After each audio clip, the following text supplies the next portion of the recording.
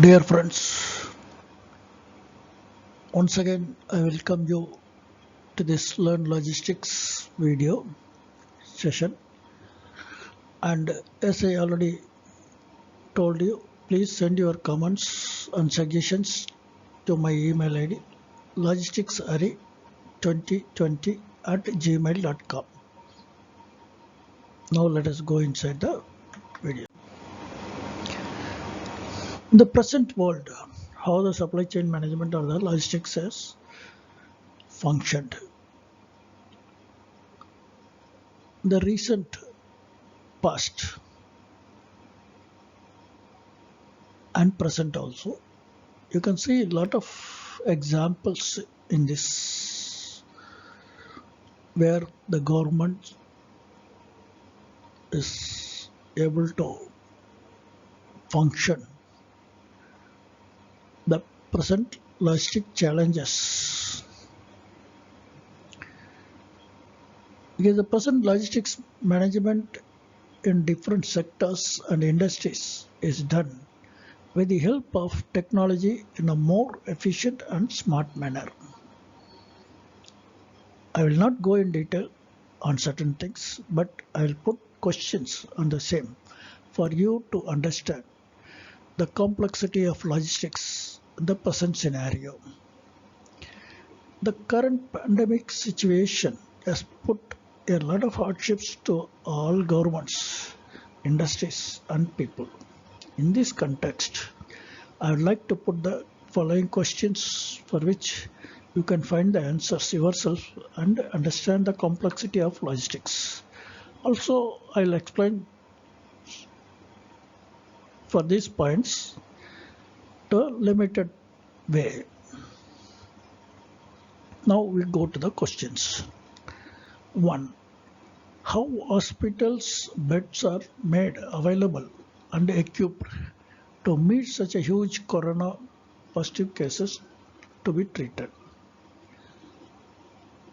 2. How a large number of testing centers were made available with training to meet the surge in corona suspect to be tested. 3. How the lockdown plan has been executed without any public protests like some other countries. 4. How India was able to support more than 200 countries with medicines, because presently no regular flights. It has to reach all parts of the world.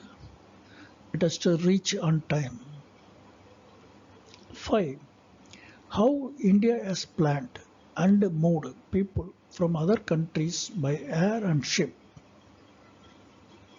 6. How we had moved the migrant workers from all over India to their respective states by providing water and food for en route since no shops are open. 7. How the lockdown was relaxed in a phased manner by identifying priorities. Now, all of you are aware about the pandemic corona. In these pictures, you are seeing the coronavirus, the sample, and how the sanitization was done, and the social distancing, how it is maintained.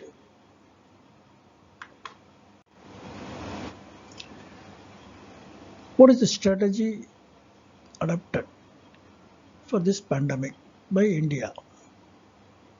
Because India's take on suppression strategy, unlike other countries like the United States or Singapore, who have so far mostly relied on the mitigation strategy, India has responded strongly from the beginning of the pandemic. On 22nd March 2020, the Indian government declared a one-day voluntary public curfew, an innovative initiative requesting everyone to stay at home. However, realizing the increasing numbers every day, on 24th March 2020, the Indian government declared a complete nationwide lockdown for 3 weeks. This was the first ever largest movement restriction ordered by any country so far in the fight against COVID-19. This suppression strategy aims at bringing the reproduction number less than 1 and flattening the COVID-19 pandemic curve to reduce the burden over the healthcare system. With the help of state agencies and local police, the following measures are being implemented in all the states across the country. Stay at home order, except for emergencies like groceries, pharmacies and medical aid, people are requested to stay at home.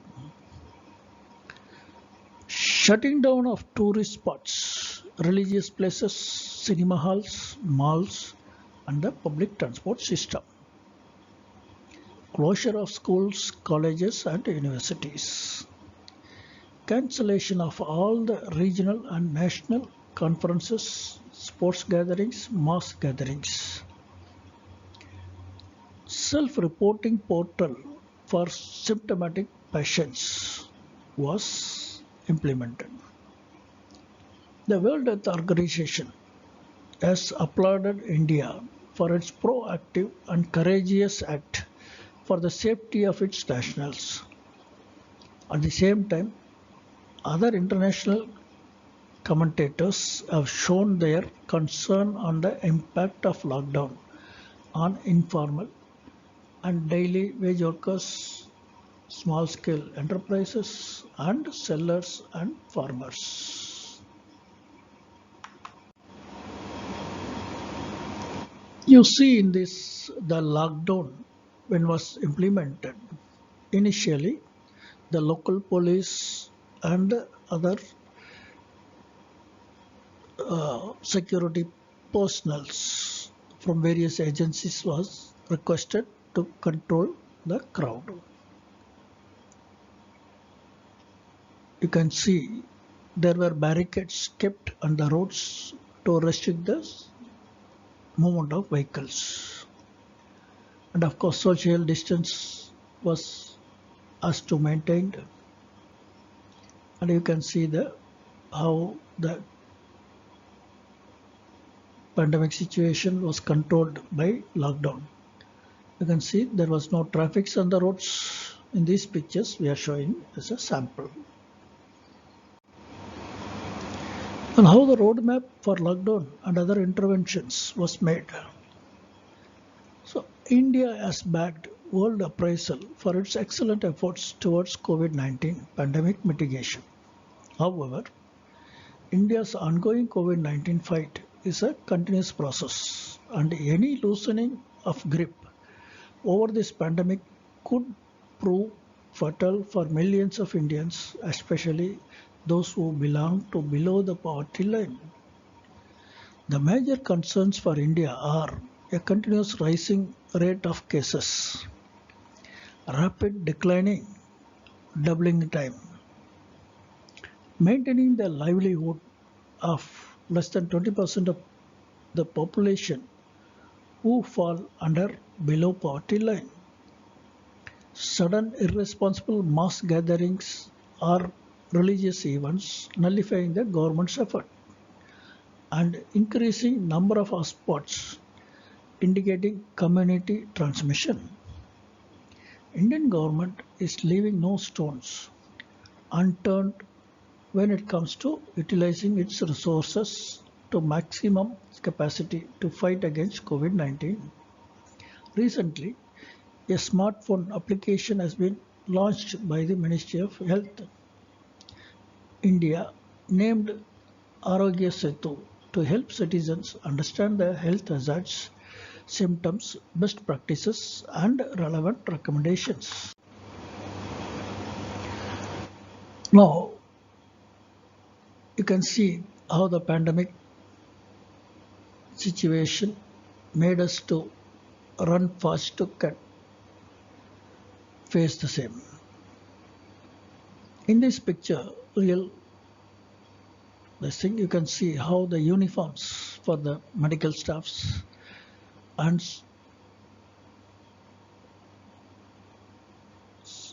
other sanitary staffs and other people, the uniforms were made available in short time.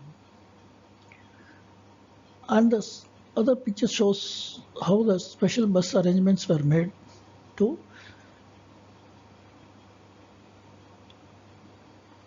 catering their needs of medical staffs and other people. How the sanitization was done and how they were working during the pandemic.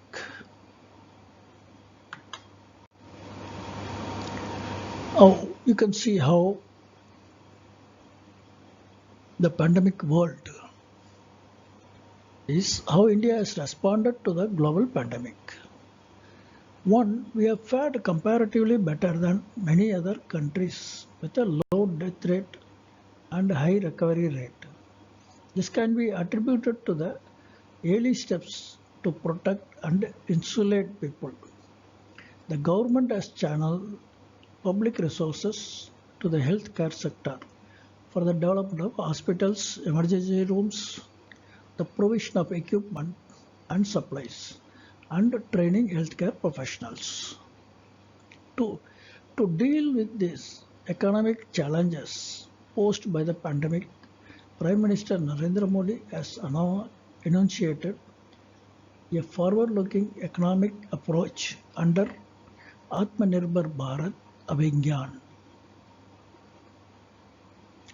Sorry. 3. The stimulus package of nearly 20 lakh crore aims to both reinvigorate the economy and provide a social safety net to our vulnerable sections. The vision of Atmanirbhar Bharat will stand on 5 pillars. One is economy, second is infrastructure, third is our system, fourth is demography, and fifth is the demand.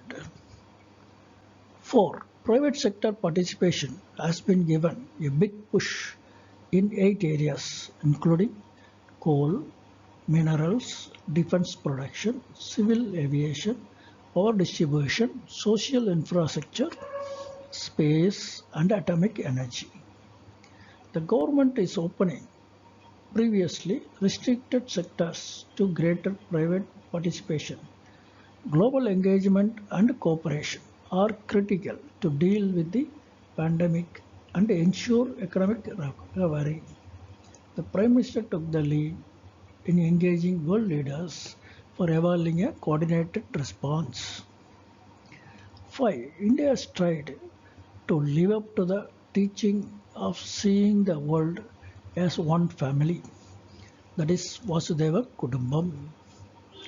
By sharing medicines with over 150 countries, forging a common response strategy with its neighboring countries, and providing specific support to countries that sought it, while also protecting our own population. The Ministry of External Affairs is actively engaged in promoting India as an alternative manufacturing and innovation destination. There are lessons we are learning in all contexts and domains, whether in diplomacy or the economy, whether in policy making or in society. This will serve to strengthen our systems, our resolve, and our country as we put our current challenges behind us. So these are taken from various news agent sites and newspapers and internet sites. Next, we know the Vande Bharat and Samudra Setu was launched by Government of India to bring the Indian citizens living in other countries. It was done through air and ship, both the way.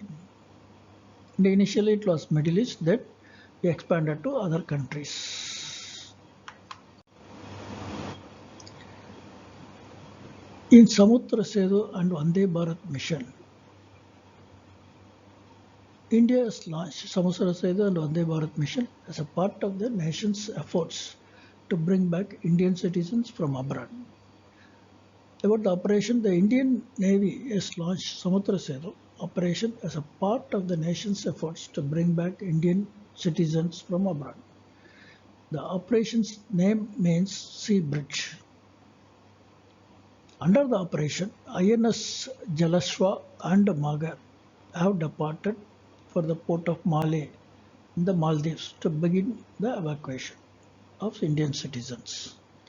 The Indian mission in the Maldives has prepared a list of Indian citizens who will be evacuated by the Indian naval ships. The evacuees will undergo medical screening before they embarking the ships. India will be bringing back its standard citizens from Gulf countries, the UK, US, and others also. The Vande Bharat mission's plan. Vande Bharat mission would be the country's biggest evacuation operation after the Gulf War in 1990. Vande Bharat mission has seen more than 2,000 flight trips in overall till the fifth phase. Once completed, it may turn out to be the largest evacuation operation ever since the 1990 airlift of 1.7 lakh people from Kuwait. Approximately 2,000 people from abroad will fly back to India daily basis.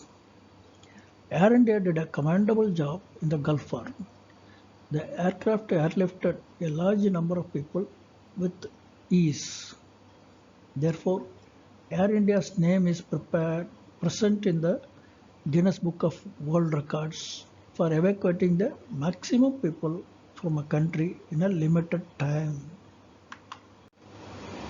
The phase 6 of Vande Bharat mission to begin from September 1st. Speaking on this occasion,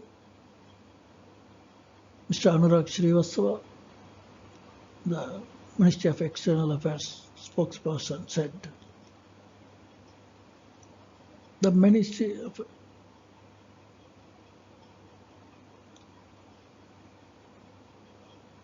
Phase 6 of Vande Bharat mission scheduled to begin on September 1st.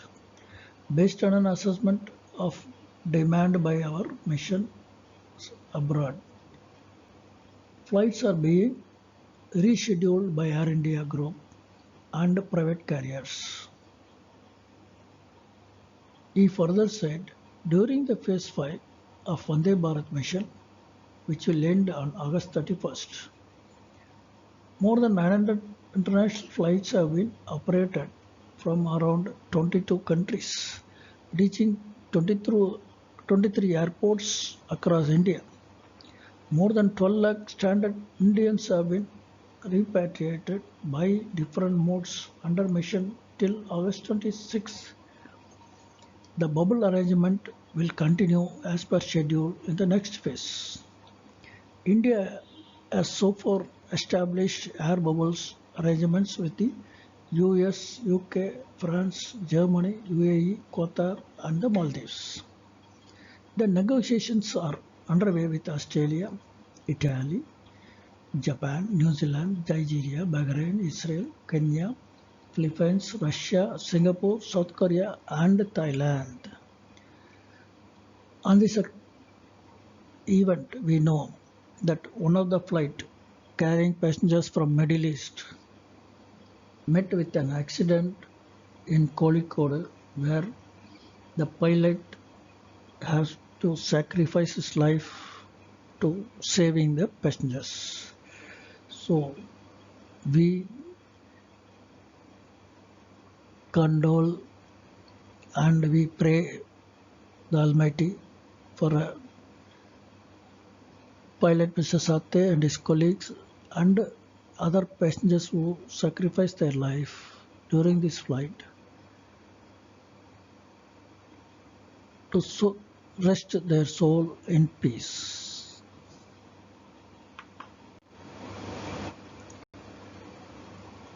And the Samudra Setu was concluded in 55 days and they repatriated 3,992 passengers, Indians.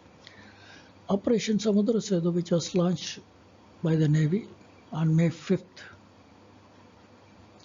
as part of national effort to repatriate Indian citizens abroad during the COVID-19 pandemic, has culminated after successfully bringing back 3,992 individuals.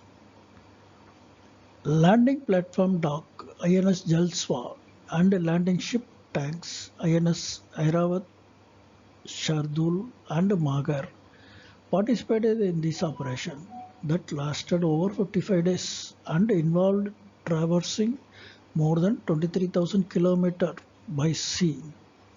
The Navy said in a statement the evacuated Indians disembarked at Kochi, Thoothukudi and Porbandar. The greatest challenge for the Indian Navy was to avoid any incident of outbreak of infection on board the ships. During the evacuation operation, rigorous measures were planned and medical safety protocols unique to the operating environment of ships were implemented. Operation Samudra Setu was undertaken utilizing naval ships best suited for the operation, allowing for COVID-19 related social distancing norms, medical arrangements and carrying capacity. Ships used for the operation were specially provisioned and the sick bay or the clinic on board was especially equipped with COVID-19 related equipment and facilities. The Navy said women officers and military nursing staff were also embarked for the women passengers. Basic amenities and medical facilities were provided to all evacuees during sea passage on these ships.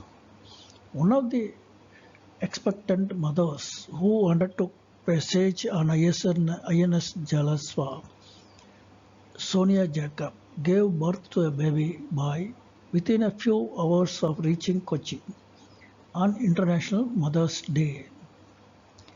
This Navy has previously undertaken similar evacuation operation as part of Operation Sukun in 2006 from Beirut and Operation Rahal in 2015 from Yemen. Now let us see how the migrant workers were transported from the place of working to their home states.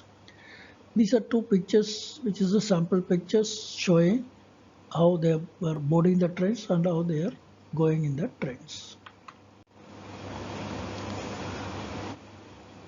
For the migrant workers, how the situation was. 1.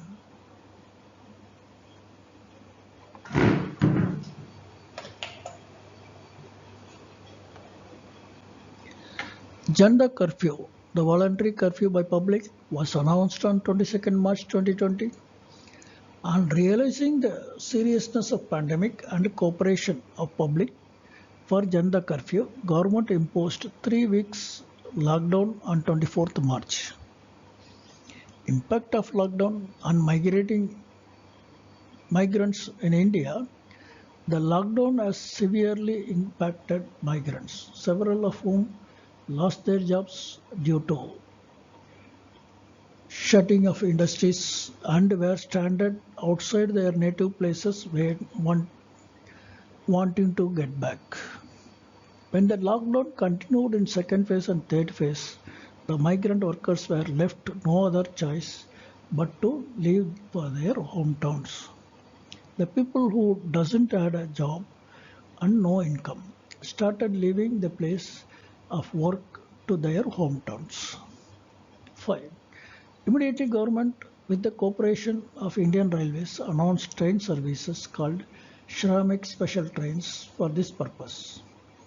The 85% fare will be borne by railways and 15% should be borne by the concerned state from where the train will be originating. Acceptance from both originating and home states should provide with the migrant data to railways to operate trains. 6. Totally more than 85 lakh migrants were moved from various places to their home states through Shramik trains. 7. Apart from which there were more than 1,000 buses carried migrants from various places to their home states. The en route food and drinking water was arranged by the railways and respective governments. The issue of migrant workers has evoked widespread debate in the development discourse in India. It is interesting to note in this issue because Uttar Pradesh and Bihar account for the highest outflow of migration. Chhattisgarh, Jharkhand, Odisha and Rajasthan are the other important source states of migrants who are mainly employed in construction, factories, domestic work, textiles, brick kilns, transport and agriculture.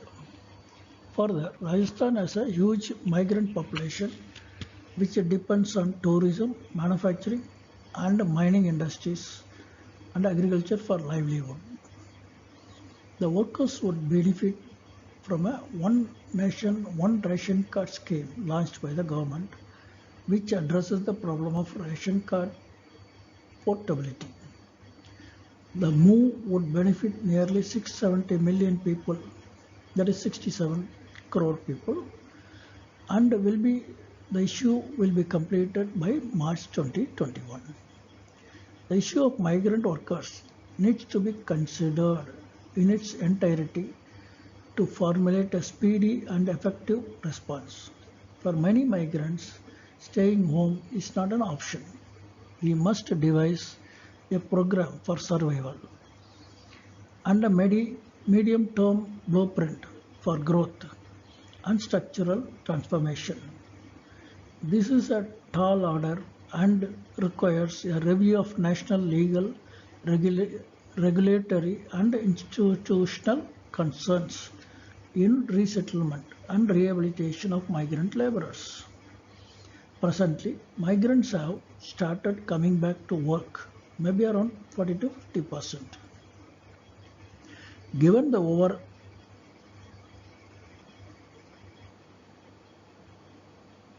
environment of uncertain livelihoods, wage losses and layoffs, it is necessary to strengthen the resilience of the financial system and skilled workers. And the next, what we faced is a Chinese aggression in the border areas. And this picture shows what is the area where the border was shared and where the problem was.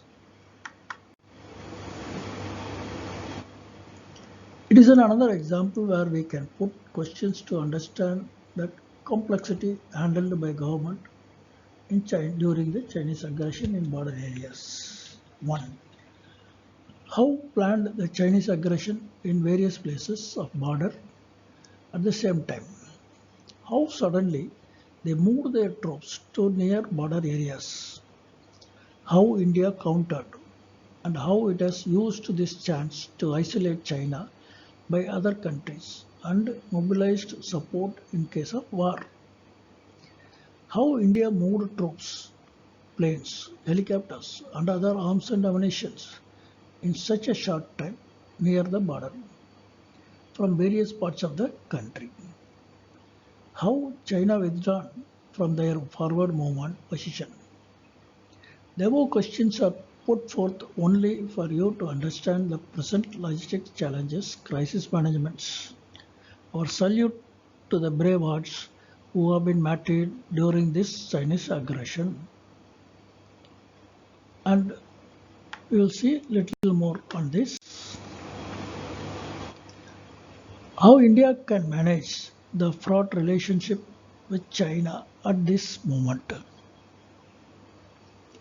It won't be easy for India to initiate a contained China policy.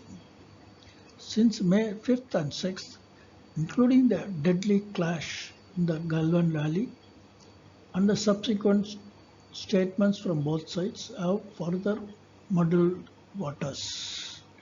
The extent of PLA buildup in Aksai Chin and military readiness opposite Sikkim and Arunachal Pradesh sectors in the past 2 months have been unprecedented. India has also immediately deployed its forces to match the Chinese numbers far more swiftly than before. However, Indian security planners have not been able to decipher the end game of the Chinese military mobilization.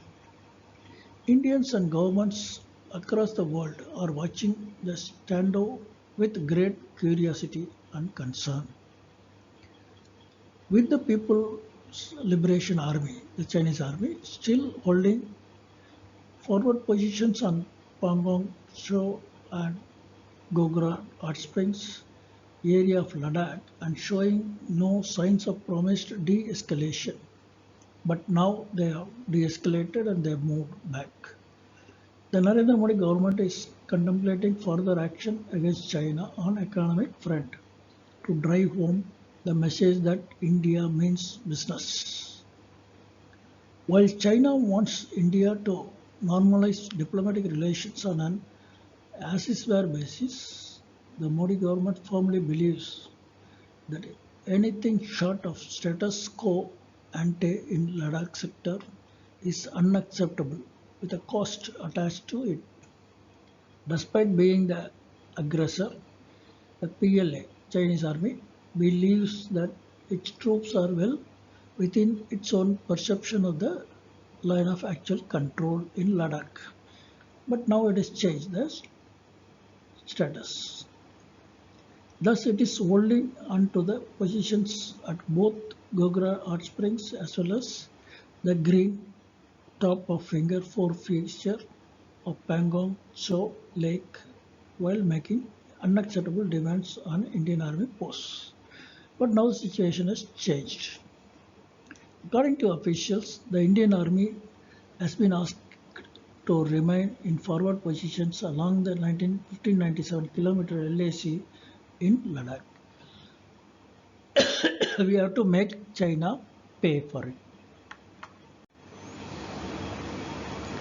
While India has already taken some measures to penalize China, imposing higher tariffs on certain Chinese products, restricting participation of Chinese firms in government contracts and tenders, and banning 108 Chinese applications, it is time for the country to escalate the costs for the neighbor. However, this should be done only after due diligence by the government and industry as the trade deficit between the two countries is heavily tilted in favor of the Chinese. Also, the Indian industry, especially pharmaceuticals and auto, is heavily dependent on imports from China. So, snapping trade links with China without arranging for alternatives won't be a good idea. The government should make sure that steps taken have no ripple effect on our economy in the long term. According to the Confederation of All India Traders, in 2018-19, while India's imports from China stood at $70 billion, exports were a meager $17 billion. The trade deficit shows how India is a huge market for China. India needs to diversify its imports basket and ensure that there is a focused Make in India approach to tide over this problem. Heavy Chinese import sectors such as pharmaceuticals, automobiles, and telecom should come under immediate focus. As a conclusion, I would like to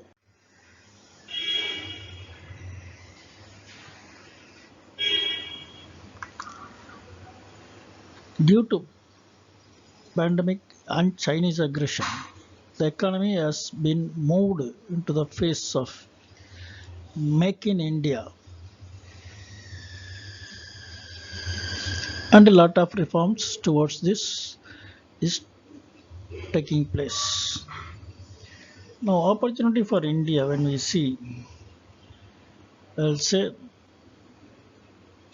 we have to accelerate make in India, develop components ecosystem to enable complete manufacturing rather than just assembly. Work on advantages like lower labor costs, one third of China, skills availability, manufacture for global markets, then encourage exports. So these are the, I think, as a outcome. These are where our focus will be to do the reform and ensure Make in India is a success in future.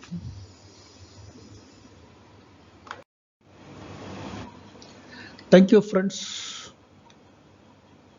Hope you will benefit from this video. Your comments are welcome.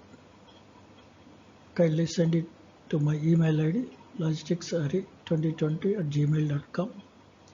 Also, I have launched a site as mentioned above www.arilogisticsacademy.com. You can go through it. You will have more information on this. We look forward for more in future, and our interactions in future will continue through other series of videos. Thank you, gentlemen, till the next video is released. Thank you.